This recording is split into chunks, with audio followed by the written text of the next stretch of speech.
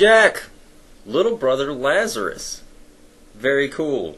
Apparently, Lazarus is a bit more ethnically diverse in his ancestry than you are.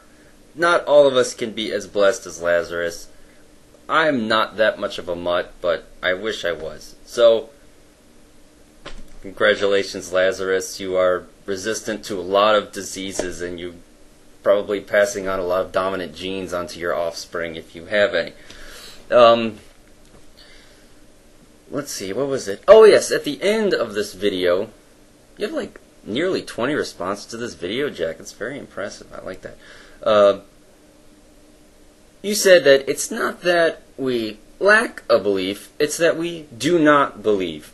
I would say logically, those are the same thing. Those are the same thing. As far as that's not the same thing as I believe there is no God. That's an assertion. That would be your strong atheism. Saying I do not or I don't believe in a God, that's a weaker claim. It's a lot more vacuous. It's the null set. It's not a... In computer language terms, you might not understand. Other people might get this metaphor. Instead of this God variable equaling 0, the God variable equals null. They're not equivalent in that one is vacant and the other one actually has a value of 0. But that's details. Not going to get into that. The difference between strong atheism and weak atheism is...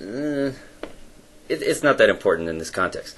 Anyway, besides that, everything else you said, yes, yes, yes, yes.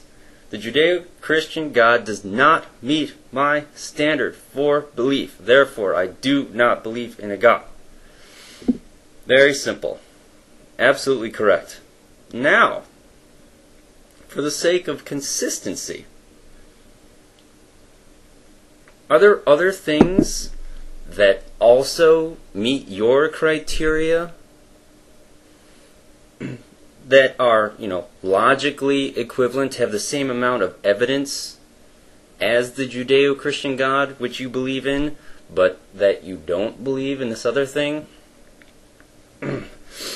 You see this a lot, bringing up, unicorns, and the invisible pink unicorn that is both invisible and pink at the same time, the celestial teapot, flying spaghetti monster, or you could just pull some real-world examples of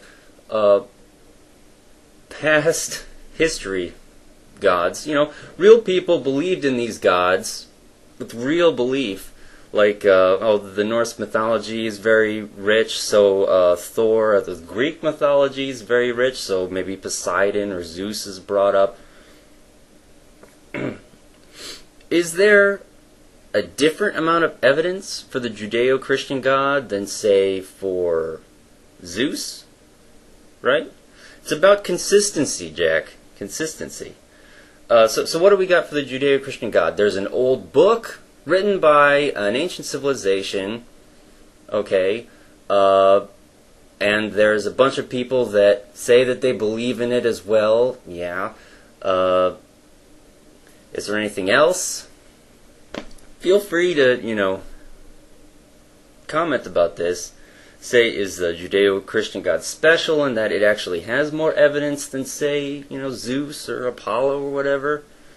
If so, then, fine. If not, if they have the same amount of evidence, if people at different times in history took them equally seriously, then what are you left with? You're left with a logical inconsistency. You're making a special case for the Judeo-Christian God because why? Are you sure it's not for emotional reasons? Are you being intellectually honest with yourself? Just think about it a bit, Jack. Come on. I believe in you. That's what I believe in.